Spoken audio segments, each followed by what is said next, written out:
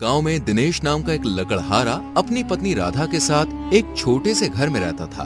दिनेश जंगल से लकड़ी काटकर शहर में बेचकर अपने घर का गुजारा करता था, लेकिन अब जंगल धीरे धीरे खत्म हो रहे थे, जिससे दिनेश बहुत परेशान होता है और अपनी पत्नी से कहता है, राधा अब जंगल खत्म होते जा रहे हैं। बड़े बड़े उद्योगपति जंगलों में कंपनियां बना रहे हैं। जब जंगल ही नहीं रहेंगे तो हम लकड़ियां कहाँ से काटेंगे? फिर हम अपना गुजारा कैसे करेंगे?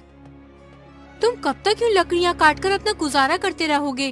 कोई और काम क्यों नहीं देख लेते? हमारे मोहल्ले में जो सुरेश रहता है, उसकी जमीन किसी उद्योगपति ने खरीद ली है। वो उस पर कंपनी बनाएगा। उसके बदले सुरेश को करोड़ों रुपए मिले हैं। 2 बीघा जमीन में 1 करोड़ रुपए? मुझे तो करोड़ का नाम सुनकर ही डर लग रहा है। मैं दिन भर मेहनत करता हूँ, जब कहीं जाकर 200-300 रुपए कमा पाता हूँ, लेकिन सुरेश इतने पैसों का करेगा क्या? उन पैसों से उसने 5 बीघा जमीन खरीद ली है और बचे हुए पैसों से अपना कारोबार शुरू कर लिया है।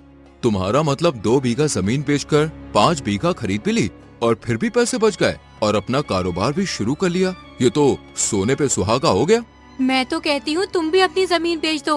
वैसे भी आजकल खेती में रखा ही क्या है, जितनी लागत लगाते हैं उतनी पैदावार नहीं होती। कभी फसल मर जाती है तो कभी कीड़ा लग जाता है। लेकिन राधा, मैं अपनी जमीन नहीं बेच सकता। वो मेरे पूर्वजों की निशानी है, जो पीढ़ी दर पीढ़ी चली आ रही है। मैं उसे बेचने के बारे में कैसे सोच सकता हूँ? तुम्हारी सोच अभी भी पहले जमाने की है। दुनिया को देखो कितनी आगे बढ़ रही है और तुम आज भी वही के वही हो।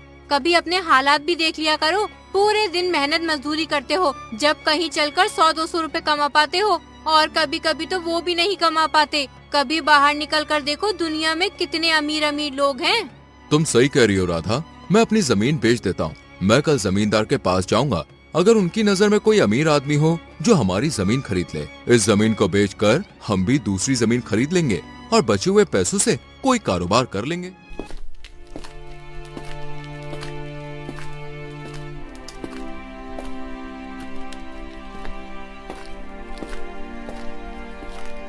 अगले ही दिन दिनेश जमींदार के घर पहुंच जाता है और जमींदार से कहता है, जमींदार जी, मुझे आपसे कुछ काम था। दरअसल मुझे अपनी जमीन बेचनी है। अगर तुम्हारी नजर में कोई आदमी हो जो मेरी जमीन खरीद सके तो आप मुझे बता देना। तुम कौन सी जमीन की बात कर रहे हो? मालिक, वही जमीन जिसको गिरवी रखकर मैं तुमसे पैसे ले गया था। मालिक, अब लकड़ी का काम तो बचा नहीं, इसलिए सोच रहा हूँ जमीन बेचकर कोई कारोबार कर लूंगा। जमींदार अपने मन में सोचता है कि दिनेश की वो जमीन तो बहुत महंगी है, लगभग 3 करोड़ की। अगर वो जमीन मेरे हाथ लग जाए तो मैं तो मालामाल हो जाऊंगा। दिनेश, तुम सही कह रहे हो। तुम एक काम करना, कल मुझे एक बार अपनी जमीन के कागज दिखा देना, फिर मैं तुम्हारी जमीन बिकवा दूंगा। ठीक है जमींदार जी, मैं कल अपनी जमीन के कागजात लेकर आऊंगा। इतना कहकर दिनेश अपने घर चला जाता है। फिर अगले दिन अपनी जमीन के कागजात लेकर जमींदार के घर आ जाता है। ये लीजिए जमींदार जी, मेरे घर के कागजात। मैंने कागजात बहुत संभाल के रखे हुए थे। जमींदार सोचता है कि वो दिनेश से ये जमीन कैसे अपने नाम करवाए। कुछ देर सोचने के बाद जमींदार दिनेश से कहता है, अरे दिनेश, ये तुम्हारी जमीन तो सरकारी है, कागजों में साफ साफ लिखा है। तुम्हें किसी ने बताया नहीं? ये तुम क्या कह रहे हो मालिक? ऐसा कैसे हो सकता है? ये कागजात मुझे मेरे पिताजी ने दिए थे और पिताजी को दादाजी ने दिए थे। ये जमीन तो हम पे बहुत पहले से है, फिर ये सरकारी कैसे हो सकती है?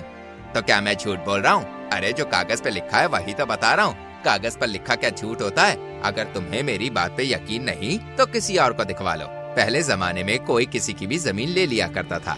जमीन पानी की तरह मुफ्त में मिलती थी। मेरे दादाजी के यहाँ एक आदमी काम करता था। वो दादाजी की बहुत सेवा करता था, इसलिए दादाजी ने उसे 50 बीघा जमीन यूं ही मुफ्त में दे दी थी। अगर आज वो जमीन हमारे पास होती तो भाई कम से कम 100 करोड़ की होती। पहले जमाने में किसी को क्या पता था कि ये सरकारी जमीन है या किसी और की। तो जमींदार जी, मुझे अब क्या करना होगा? ये जमीन मेरे नाम कैसे होगी? आप कैसे भी करके ये जमीन मेरे नाम करवा दीजिए। सरकारी जमीन किसी के नाम नहीं होती, उस पर सिर्फ सरकार का ही हक होता है। अगर किसी और को पता चल गया कि तुम्हारी जमीन सरकारी है तो वो सरकार को बता देगा और फिर सरकार तुम्हारी ये जमीन तुमसे छीन लेगी। इसलिए किसी को भी अपनी जमीन के बारे में बताना मत और ना ही किसी को कागज दिखाना, वरना तुम्हारी जमीन तुम्हारे हाथ से निकल जाएगी। जमींदार जी, अब क्या होगा? मुझे तो कुछ भी समझ में नहीं आ रहा, आप ही कुछ बताइए। वैसे तो मैं इन सरकारी मामलों में पढ़ता नहीं हूँ, लेकिन तुम सीधे आदमी हो, इसलिए मैं तुम्हारे लिए काम कर सकता हूँ। तुम्हारी ये जमीन मैं ले लूंगा, लेकिन मैं तुम्हें इसके केवल 10 लाख रुपए ही दे सकता हूँ, क्योंकि सरकार को जब भी पता चल गया तो वो ये जमीन मुझसे छीन लेगी। तुम गरीब आदमी हो, इसलिए तुम्हें मैं 10 लाख रुपए दे रहा हूँ, वरना मैं इस जमीन की तरफ मुड़कर भी नहीं देखता। वैसे भी सरकार एक ना एक दिन ये जमीन ले ही लेगी। मालिक आप सही कह रहे हैं, सरकारी चीज का कुछ पता नहीं, आज है कल नहीं, आप ये जमीन ले लो और मुझे 10 लाख रुपए दे दो। जमींदार दिनेश से जमीन के कागजात पर अंगूठा लगवाकर जमीन अपने नाम करवा लेता है और दिनेश को 10 लाख रुपए दे देता है। दिनेश पैसे लेकर अपने घर चला जाता है।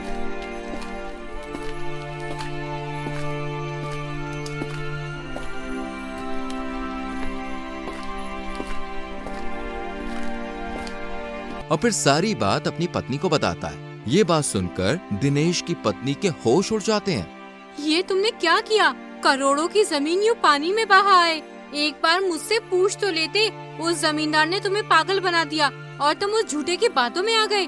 या ईश्वर, अब मैं क्या करूं? तुम कोई भी काम सही से नहीं करते हो। तुम मुझे उस जमींदार के पास ले चलो, मैं उससे बात करूंगी। दिनेश अपनी पत्नी को लेकर जमींदार के घर की ओर निकल जाता है। तभी उसे रास्ते में सुरेश मिलता है। अरे भाभी जी, क्या बात है, इतनी जल्दी में कहाँ जा रही हो? क्या बताऊं भाई साहब, तुम्हारे भैया जमींदार के पास अपनी जमीन को बेचने के लिए गए थे, लेकिन जमींदार ने इनको पागल बना दिया और हमारी जमीन सरकारी बताकर अपने नाम करवा ली। ये तो बहुत बुरा हुआ भाभी जी, तुम्हारी जमीन सरकारी कैसे हो सकती है? अरे वो तो दिनेश के दादाजी ने खरीदी थी मेरे दादाजी के साथ, और सरकारी जमीन के कागजात तो सरकार के पास होते हैं। तुम एक बार मुझे बता देते तो मैं तुम्हारी जमीन बिकवा देता। दिनेश भाई, तुमने ये क्या किया? अब तुम ही बताओ भाई साहब, हम क्या करें? मुझे तो कुछ समझ ही नहीं आ रहा। वो जमींदार एक नंबर का बदमाश है। हमें गांव के मुखिया के पास चलना चाहिए, वो ही तुम्हारी मदद कर सकते हैं। सुरेश दोनों को गांव के मुखिया के पास ले जाता है और मुखिया जी को सारी बात बताता है। मुखिया जी जमींदार को बुलाते हैं और जमींदार से कहते हैं, क्यों लालचंद जी, तुमने दिनेश की जमीन को सरकारी बताकर अपने नाम करवा ली? अरे तुम बहुत गरीब लोग की मजबूरी का फायदा उठाते हो। ये तुम क्या कह रहे हो मुखिया जी? दिनेश से मैंने वो जमीन 10 लाख रुपए की खरीदी है। ये मेरे पास खुद चलकर अपनी जमीन बेचने आया था। मैंने इससे कोई जबरदस्ती नहीं की। अगर आपको यकीन नहीं तो आप खुद ही इससे पूछ लीजिए। दिनेश, लालचंद सही कह रहा है, तुम इसके पास जमीन बेचने गए थे। मुखिया जी, मैं जमींदार जी के पास पूछने गया था कि अगर तुम्हारी नजर में कोई आदमी हो जो मेरी जमीन खरीद सके तो मुझे बताना, लेकिन जमींदार जी ने मेरी जमीन सरकारी बताकर मुझसे अंगूठा लगवा लिया और मुझे 10 लाख रुपए दे दिए, लेकिन मेरी वो जमीन करोड़ों रुपए की है। दिनेश, तुम करोड़ों की बात कर रहे हो? तुम जानते भी हो करोड़ कितनी बड़ी रकम होती है? कभी देखे भी है करोड़ रुपए? तुमने अपनी मर्जी से जमींदार को जमीन बेची है। जब तुम अंगूठा लगा रहे थे तब तुम्हें दिखा नहीं कि तुम्हारी जमीन करोड़ों की है या लाखों की? फिजूल में भले आदमी को परेशान करते हो। जहाँ तक मैं जानता हूँ, जमींदार जी ऐसा कभी नहीं कर सकते। जमींदार जी एक ईमानदार आदमी है, उन पर आरोप लगाते हुए तुम्हें शर्म नहीं आती? दरअसल गांव का मुखिया भी जमींदार से मिला हुआ होता है, इसलिए वो जमींदार को बचाने की कोशिश करता है। लेकिन सुरेश एक पढ़ा लिखा आदमी होता है। वो मुखिया से कहता है, मुखिया जी, दिनेश एक अनपढ़ आदमी है। जमींदार जी ने धोखेधड़ी से जमीन अपने नाम करवाई है, आप इंसाफ कीजिए। तो अब तुम हमें इंसाफ करना सिखाओगे? तुम देख रहे हो मुकेश ने जमींदार से 10 लाख रुपए लिए, फिर इसमें धोखाधड़ी वाली बात कहाँ से आ गई? मुखिया जी, मुझे लगता है तुम भी जमींदार से मिले हो। अरे तुम दोनों मिलकर दिनेश को लूट रहे हो। मैं तुम दोनों पर आईपीसी धारा 420 का केस करूंगा, जो कि धोखेधड़ी के लिए लगाई जाती है।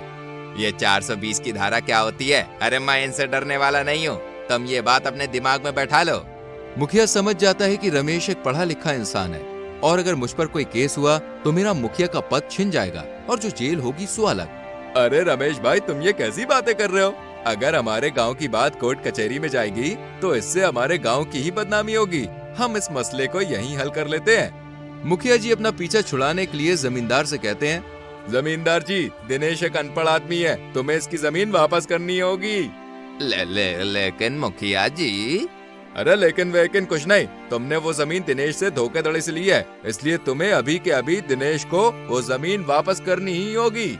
जमींदार दिनेश की जमीन के कागजात दिनेश को वापस कर देता है। इस तरह सुरेश अपनी समझदारी से दिनेश की जमीन वापस दिलवा देता है